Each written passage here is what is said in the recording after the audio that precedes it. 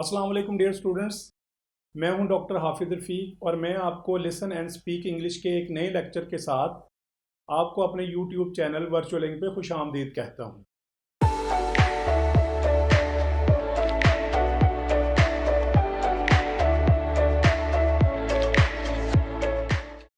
Welcome back dear students. तो आइए आज का लेक्चर शुरू करते हैं।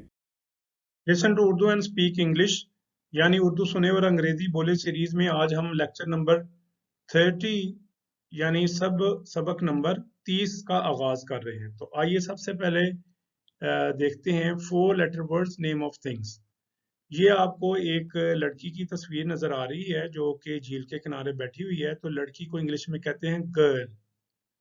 Girl GIRL girl girl. Next picture देखते हैं हम। ये देखिए आपको ये यहाँ पर फौज नजर आ रही है लड़ने के लिए कि अपने मुल्क की हिफाजत करने के लिए। तो इसको इंग्लिश में कहते हैं आर्मी। तो आर को आपने एब्जॉर्ब कर देना है, साइलेंट कर देना है, तो इसको कहेंगे आर्मी।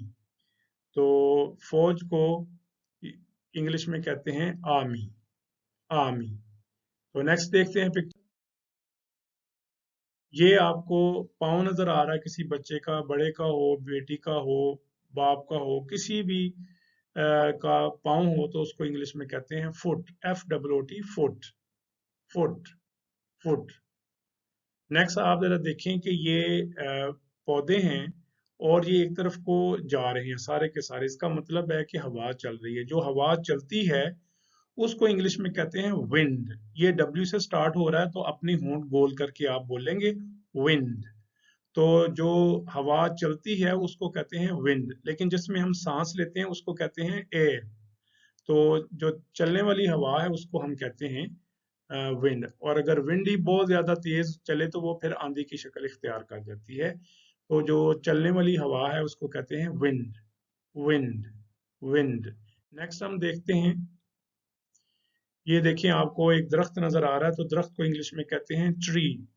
तो TREE ट्री। तो ये लिखा हुआ है ट्री और ये ट्री। तो अब हम इनको तस्वीर के बगैर देखते हैं और के सिंगुलर और प्लूरल पढ़ते हैं। तो 4 letter words learn today. Singular, plural. Girl, girls. Army, armies. Foot, feet. अब आपने फुट को फीट कहना है, इसका प्लूरल जो है वो फुट्स नहीं कहना। तो जिस तरह से ब्रिटिश या अमेरिकन कहेंगे हम वैसे ही कहेंगे। फुट का मतलब है एक पाँव, फीट का मतलब है एक से ज्यादा पाँव। तो नेक्स्ट है विंड, विंड्स। Tree, trees. तो इनकी तादाद कितनी है? 10 जो हमने पढ़ी है। नेक्स्ट देखते हैं हम इंग्लिश वर्ब्स। स्पेशल फॉर्म क्या है? इन्फिनेटिव। तो इन्फिनेटिव होता है कि काम को बयान करने के लिए। सबसे पहले है टू पुल। तो या ब्रिटिश कहेंगे टू पुल। इसका मतलब होता है खींचना, किसी भी चीज को खींचना। आगे है टू रोब, किसी को लूट लेना, जबरदस्ती लूट लेना, असला दिखा के, चाकू दिखा के, या कोई भी ऐसी डराने वाली चीज दिखा के ना, तो लूटने को हम कहते हैं टू रॉब। नेक्स्ट है टू रन। रन का मतलब है भागना। तो टू पुल का मतलब है खींचना, टू रॉब का मतलब है जबरदस्ती लूट लेना, टू रन का मतलब है भागना। अब हम 3 फॉर्म्स पढ़ते हैं, 3 forms of verb. V1, V2, V3। तो सबसे पहले है पुल। तो सेकंड फॉर्म है पुल्ड। थर्ड फॉर्म है पुल्ड। अब है रॉब, रोब्ड, रोब्ड। फिर है रन, रन, रन। तो रन की जो तीनों फॉर्म है वो एक जैसी है। तो ये आसानी हो गई, रन रन रन। तो मैं यहाँ से दोबारा पढ़ता हूँ। Pull, pulled, pulled. Rob, robbed, robbed. Run, run, run. अब हम क्या करते हैं? नेगेटिव वर्ब पढ़ते हैं। Negative verbs. सबसे पहले पॉजिटिव सेंटेंस। ये है पुल, खींचो। रॉब, लूटो या लूट लो। रन, भागो। नेगेटिव सेंटेंस है डू नॉट पुल, मत खींचो। डू नॉट रॉब, मत लूटो। डू नॉट रन, मत भागो। शॉर्ट फॉर्म देखिए जरा। Don't pull, don't rob, don't run. Next देखते हैं हम जरा। अब है शॉर्ट सेंटेंसेस पढ़ने लगे हैं। नंबर 5। इसमें हम एक वर्ब को सिलेक्ट करते हैं और उसके साथ फिर छोटे छोटे और फिर बड़े करते जाते हैं। हम फिक्रों को, जुमलों को जरा देखें। आज का सिलेक्टेड वर्ब हमारा है फिनिश। फिनिश का मतलब है खत्म करो, या टू फिनिश का मतलब है खत्म करना। ये हम पहले पढ़ आए हुए हैं। तो आगे इसकी सेकंड फॉर्म है फिनिश्ड, थर्ड फॉर्म है फिनिश्ड। तो जरा इसके जरा सेंटेंसेस देखें जरा। पॉजिटिव सेंटेंस में है फिनिश, खत्म करो या खत्म कर दो। Finish your work, finish your work का मतलब है अपना काम खत्म करो। वर्क यहाँ पे लिखा हुआ है, डब्ल्यू से स्टार्ट हो रहा है, तो आप होंठ गोल करके पढ़ेंगे वर्क। तो वर्क जो है वो काम को कहते हैं, काम किसी किस्म का भी हो सकता है। नेक्स्ट तरफ देखें, finish your work till tomorrow. ये टुमारो आने वाले कल को कहते हैं, टिल का मतलब है तक। तो क्या होगा, finish your work till tomorrow, कल तक अपना काम खत्म करो। फिनिश खत्म करो, फिनिश योर वर्क अपना काम खत्म करो। Finish your work till tomorrow के कल तक अपना काम खत्म करो। अगर आपने किसी को कहना हो कि कल तक अपना काम खत्म करो, तो आप उसको कहेंगे finish your work till tomorrow. Tomorrow नहीं कहना आपने इसको, टुमारो। तो नेक्स्ट तरह देखें आप, ये आगे है कि प्लीज की जगह पे नया वर्ड हम पढ़ रहे हैं, काइंडली। इसका मतलब है मेहरबानी करके। Kindly finish their work till Wednesday. कि ये टिल को दोबारा से हम इस्तेमाल कर रहे हैं, यहाँ पे दिन का जिक्र है। दे का मतलब है कि वो बहुत सारे लोग भी हो सकते हैं, औरतें भी हो सकती हैं, मर्द भी हो सकते हैं, या उनका जो वो मिक्सचर भी हो सकता है। तो हम देर का तर्जमा करेंगे उन लोगों का। Kindly finish their work till Wednesday. मेहरबानी करके उन लोगों का, यानी उन तमाम लोगों का काम बुध तक खत्म करो। मेहरबानी करके उन तमाम लोगों का काम बुध तक खत्म करो। नेक्स्ट हम पढ़ते हैं, यह finish my work before the sunset. Before का मतलब है पहले, द सनसेट का मतलब है गुरूब आफताब के, यानी कि जब सूरज डूब जाता है शाम को, उससे पहले पहले काम करने के बारे में कहा गया है कि खत्म करो। Finish my work before the sunset, मेरा काम सूरज गुरूब होने से पहले करो। Finish my work before the sunset, सूरज गुरूब होने से पहले मेरा काम खत्म करो। नेक्स्ट देखते हैं हम, finish your chores by the evening please. अब टिल की बजाय एक बाय को हम यूज करें, ये भी वही जो वो मतलब देगा। तो चोर्स यहाँ पर आपके लिए नया वर्ड आ रहा है। तो जो घर के छोटे मोटे काम होते हैं उनको चोर्स कहते हैं। जैसे बर्तन साफ करना हो गया, किचन की सफाई करना हो गया, झाड़ू देना हो गया, झाड़ पोंछ करना हो गया। ये सारे के सारे कामों को मिला के हम कहते हैं, ये कपड़े धोना हो गया, इसको कहते हैं चोर्स। तो ये लिखा हुआ है finish your chores by the evening. By the evening का मतलब है कि शाम तक। By the evening, by the morning, by the night, by tomorrow, bye, इस तरह से करके आप जो है वो कह सकते हैं। यानी टिल के मायनों में या माना जो है उसमें आ जाएगा। तो प्लीज आगे लिखा हुआ, तो आप जरा देखिए दोबारा से इसको। Finish your chores by the evening please, बराए करम शाम तक अपने काम खत्म करो या खत्म कर लीजिए। तो नेक्स्ट हम पढ़ते हैं,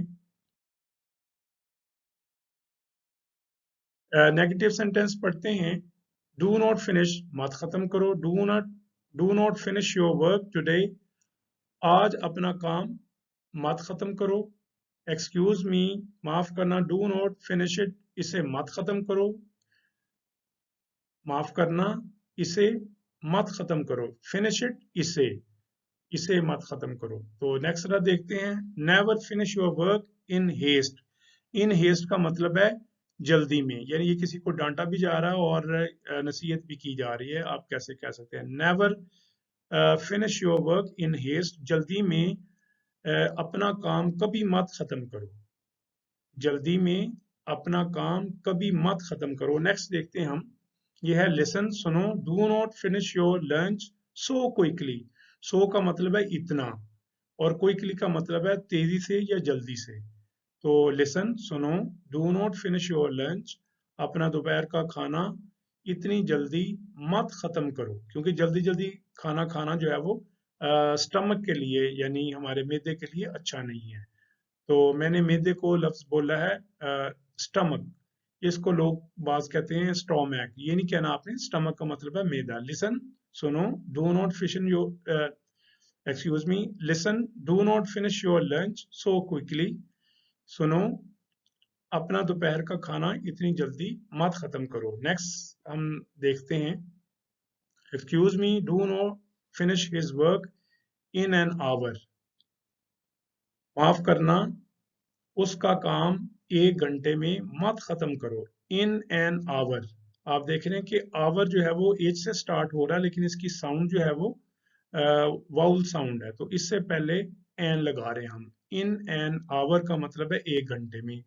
अगर मिनट का कहना होगा तो इन अ मिनट, अगर 1 सेकंड में कहना होगा तो इन अ सेकंड हम कहेंगे। तो देखिए, excuse me, do not finish his work in an hour, माफ करना, उसका काम 1 घंटे में मत खत्म करो। तो नेक्स्ट हम देखते हैं, अब हम ऑपोजिट वर्ड्स पढ़ने जा रहे हैं और इसकी पहली किस्त है कि बाज़ औक़ात हमें मुखालिफ अल्फाज की ज़रूरत होती है, जैसे दिन हो, रात हो, छोटा है, बड़ा है, लंबा है, तो छोटा है।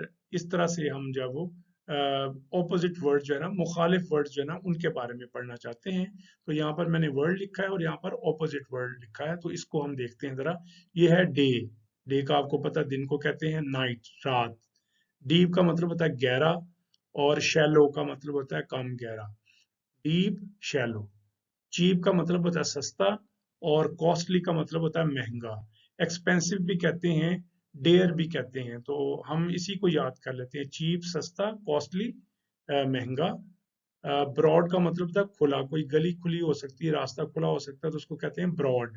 और अगर वो तंग हो कोई गली या रास्ता, तो उसको कहेंगे नैरो। तो मैं दोबारा पढ़ता हूँ, day, night, deep, shallow, cheap, costly, broad, narrow. Next देखते हैं हम, गेन। गेन का मतलब है नफा, लॉस, नुकसान, हाई, ऊंचा, और ये है लो, कि अगर कोई चीज ऊंची है तो उसको हाई कहेंगे, और अगर कोई चीज नीची है तो उसको हम कहेंगे लो। शार्प का मतलब है तेज, और ब्लंट का मतलब है कोई चीज जो है वो शार्प ना रहे, खुंडी हो जाए। तो ये जो है वो चाकू वगैरह के बारे में है, शार्प, ब्लंट। तो क्लीन, साफ, और डर्टी का मतलब है गंदा। तो नेक्स्ट हम पढ़ते हैं, ये है फार। फार का मतलब है दूर, और नजदीक को हम कहते हैं, इधर तो हम बोलते हैं नियर। ये नियर नहीं है, इसको आपने कहना है नेयर। और आर भी नहीं बोलना, तो इसको कहेंगे नेयर। इसका मतलब है नजदीक, फार, नेयर, फार, नेयर। तो नेक्स्ट है सेफ का मतलब महफूज, अनसेफ का मतलब है गैर महफूज। फैट का मतलब है मोटा, और स्लिम का मतलब है पतला। बैरन का मतलब होता है कि बंजर, यानी जमीन जिसमें कोई भी चीज ना उगे, उसको कहते हैं बैरन, यानी बंजर। और अगर कोई जरखेज हो जिसमें बहुत सारी चीजें उग जाएं, उसको कहते हैं फर्टाइल। तो ये ऑपोजिट वर्ड्स की भी हमें अपने डायलॉग्स में, अपने सेंटेंसेस में जरूरत पड़ेगी, तो आप इसको याद कर लें। ये आज हमने जो पढ़े हैं, ये 12 जोड़े पढ़े हैं, 12 पेयर्स पढ़े हैं। तो नेक्स्ट हम देखते हैं, अब हम अपना लेसन फिनिश करने के करीब हैं। तो आज का the sentence of the day क्या है? Take care. टेक का मतलब होता है लेना, केयर का मतलब होता है कि एहतियात, के एहतियात लो। तो ये कोई ज्यादा बेहतर हमें नहीं लग रहा। अगर किसी को कहना हो कि ख्याल रखो अपना, तो उसको कहते हैं टेक केयर। जैसे मैं आपको कहता हूँ टेक केयर, इसका मतलब है आप अपना ख्याल रखिए। तो इसके साथ ही हम जो है वो लेक्चर को इधर ही ख़त्म करते हैं, और मैं आपको अल्लाह हाफिज़ कहता हूँ, खुदा हाफिज़ कहता हूँ, और ये भी कहता हूँ कि टेक केयर। उम्मीद है आपको लेक्चर समझ में आया होगा, और अगर पसंद आए तो लाइक कीजिए, शेयर कीजिए, कमेंट कीजिए, और मेरे चैनल को सब्सक्राइब कीजिए। Thank you.